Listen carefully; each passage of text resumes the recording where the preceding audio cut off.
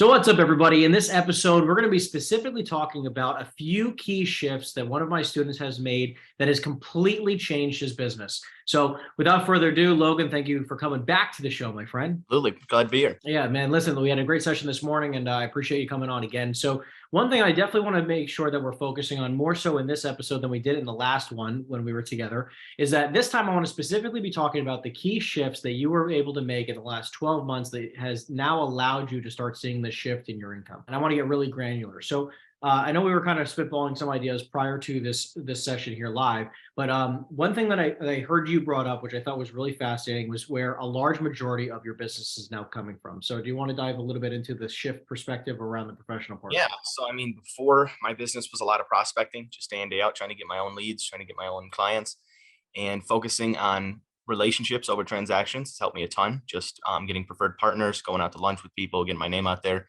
Being the mayor, as we called it, shaking hands, kissing babies, has got me a lot of referrals to the point now where, I can feel more comfortable because I have more business now from other people. And it's, more business, more money, more connections. It just flows, it's like that snowball effect that we always talk about. So 100%. that's been a huge tipping point for me in my business for sure. So let's get really granular for the people listening, because I think it's really imperative that we take a moment and say, okay, professional partnerships, building connections, building your network, right? Like we hear these buzzwords all the time. What specific actions did you do on a daily basis, weekly basis, or something that actually worked that allowed you to now build these relationships that you have now that is now flowing you the business you have? Yeah, one of the big ones is asking people to lunch. So pick one person to go to lunch and say, bring one person I don't know, and I'll do the same for you. And boom, right there off the bat, you usually get 2 connections right out of it. They know somebody else. So that's one way to do it. Another way is just finding people that are in your area. Like you said, branch out. Don't go into people with real estate. Don't find mortgage lenders. Don't find appraisers. Go out of the industry. Find some financial advisors, lawyers, whatever. Laundromats. I've got a client that owns a laundromat that sees people constantly throughout the day. So it's stuff like that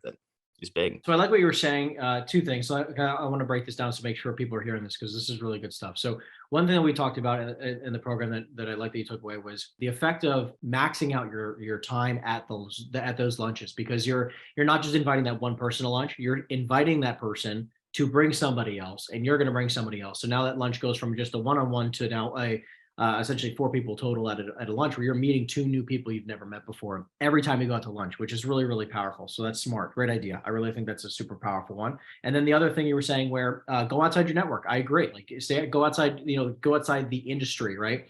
Because, everyone in the industry has connections already. And I feel like what the common ground for most newer agents is they go, well, I met a bunch of new lenders, or I met a bunch of new inspectors or anything like that. And it's like, yeah, they know every single realtor around, right? They're not going to refer you over anybody else. But when you step outside that industry layer, I definitely see the power there. So awesome 2 tips. So speaking of building, this network so that you can generate leads, you were talking about cold calling a little bit. What was one of the big shifts? Because, I know that you still do a little bit of cold calling now. We talk about that a lot. Yep, what do you feel like were one of the shifts that you had around?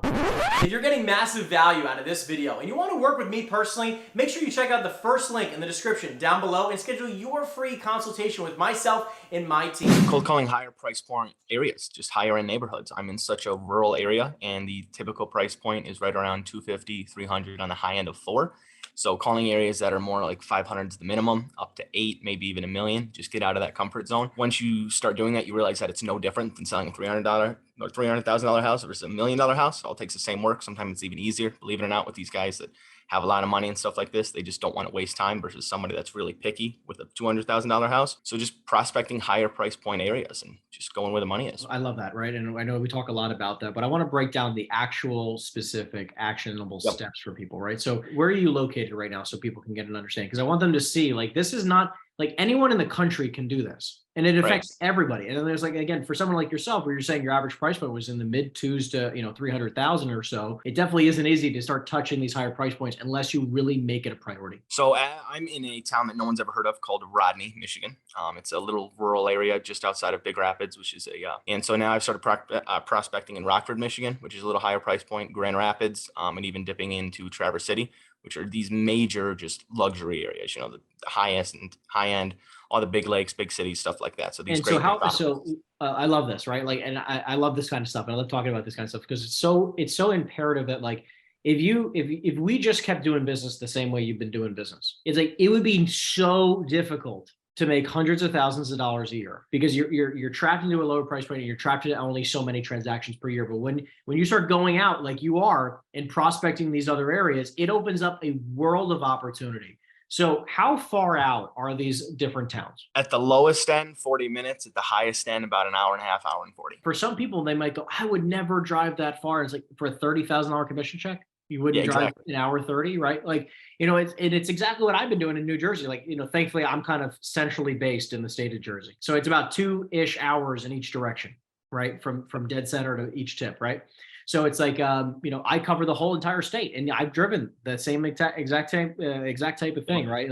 Traveling an hour 30 in either direction to try to do a deal. And I was doing this in the resi space where I was only doing it for like a $200,000 home sometimes. Now, obviously mostly focused on commercial stuff where like now it's like the average deal we're doing is like 2.5 to 3.5 million. So it's like, yeah, I mean, like, of course I'm going to drive an hour 30, right? No matter what. So, okay, cool. So you're prospecting between 40 minutes and an hour 30 away, which I definitely opens up the opportunity. What type of price points are you now prospecting? Because you went from 250 and now you're prospecting into some higher price points. So what price points are we now looking at? Between 5 and 8, I'd say, is better on where my median is. I try to shoot for the higher if I can, obviously, because why not, right? If you're going to do the work, might as well go for it all. So, but yeah, I'd say right around there, 5 to 8. So I mean, this is a perfect example, right? So like, again, one deal that you've done in the past, like I know that you were saying that you had a past client where you were doing several $150,000 transactions or so, right, with that one client. So it's like a 150 purchase at a 3% commission gives you $4,500. And that was pretty average deal, somewhere in the 4,000 to 6,000 range. Now, looking at like a $600,000 house, which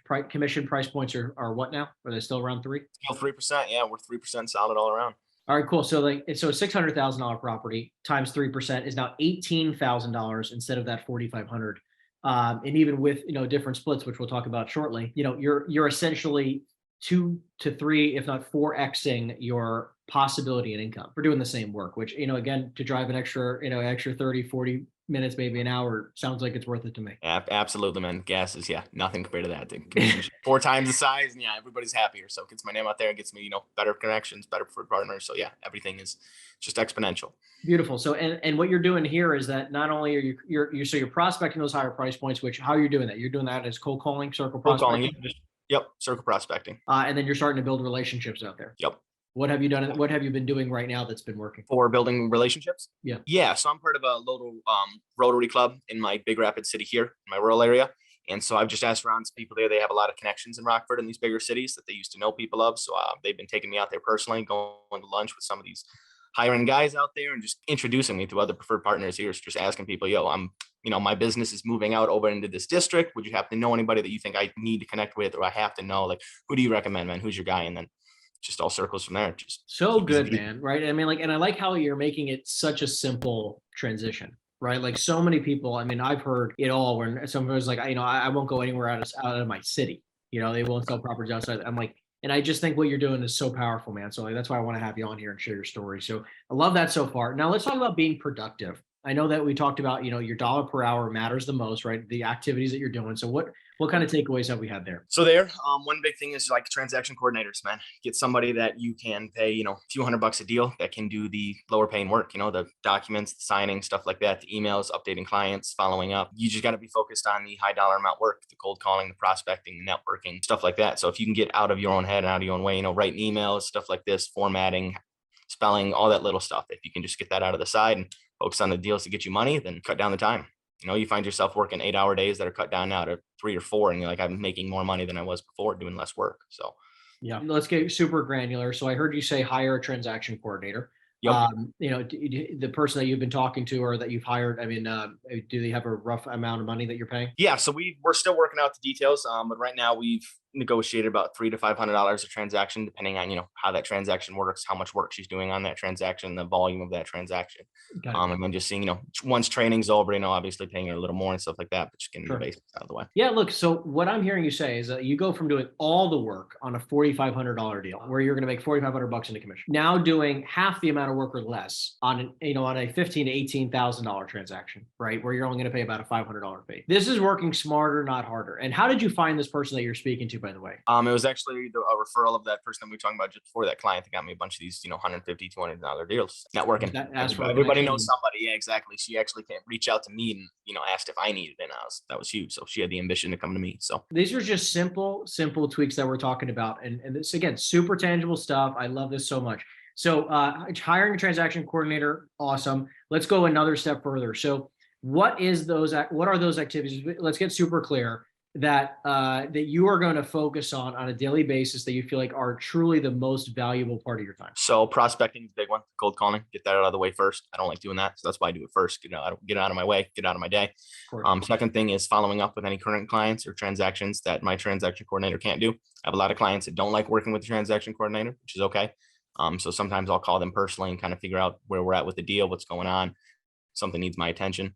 And then preferred partners, going out to lunches, again, doing that, I'll bring somebody, you bring somebody new, let's go meet some people. The other thing is driving around these new areas that I'm prospecting in, because obviously I don't know these areas as well as where I live. So just driving around. Something else we talked about is calling developers, asking them how you can provide value. What kind of properties you're looking for, what could I send you guys? I can keep an eye out for you. Building, again, more connections with developers for everything upcoming. Just finding opportunity is what I do in my day. So what I heard you say was, number one, lead generation. Yep. Number two is the higher level part of client servicing. Yep. Right. The part that you can't delegate, right? That relationship piece of it. Okay. And then networking, building your relationships, right? Building out your network. 100% agreed, right? I mean, like those are going to be some of the major activities that are going to drive dollars to your bottom line more than anything else.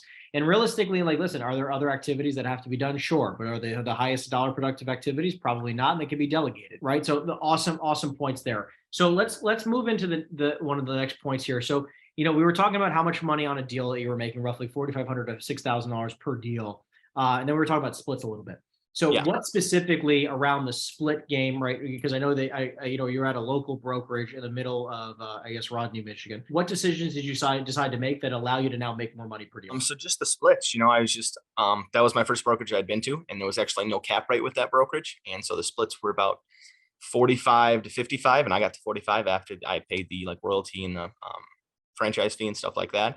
So just going from making $2,000 to $4,000 a deal versus switching to a new brokerage EXP and getting 80 to 20 with a $16,000 cap. I mean, I'm hitting that now within 3 deals, and then you're making 100% of the commission.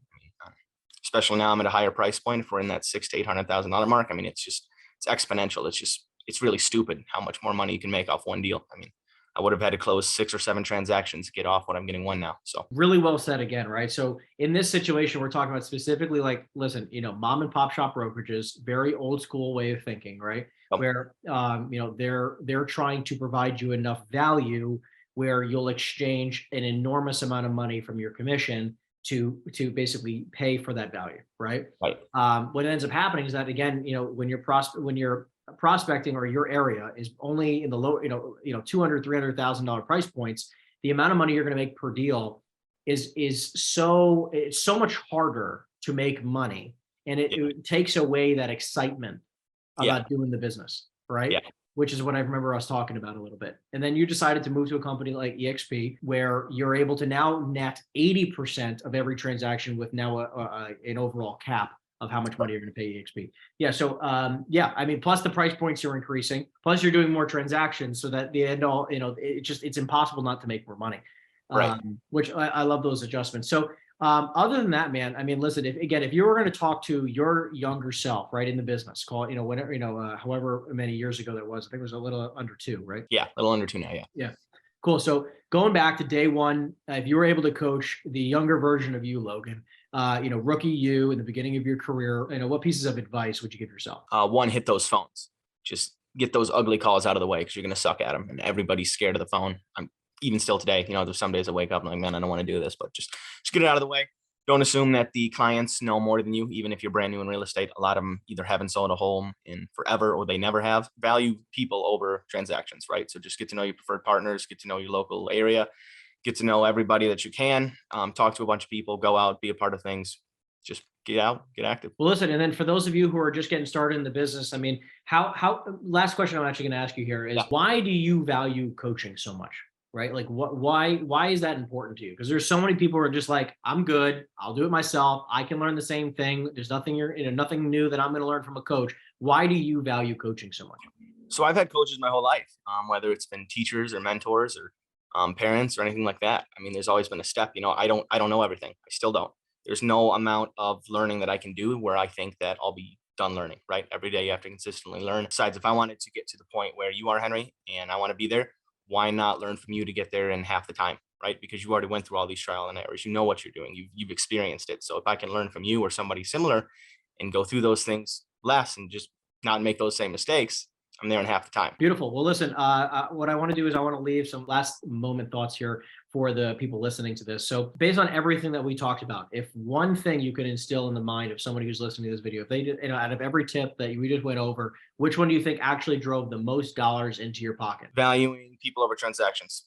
I've got one client that's made me, hundreds of thousands of dollars now. I mean, and it's just going to continue. It's just going to spiral more and more and more because we've just built that relationship now, and they know so many people, and it's put me light years ahead of where I would have been. Valuing people over transactions. Beautiful stuff, man. I mean, it is about the relationships you build. I appreciate you coming on again. I can't wait for the third and fourth Anytime. time as we keep seeing you grow in your Absolutely. success. Other than that, guys, listen again. If you have any questions or anything like that, make sure you put in the comment section down below, and I'll see you guys in the next video. Take care, everyone.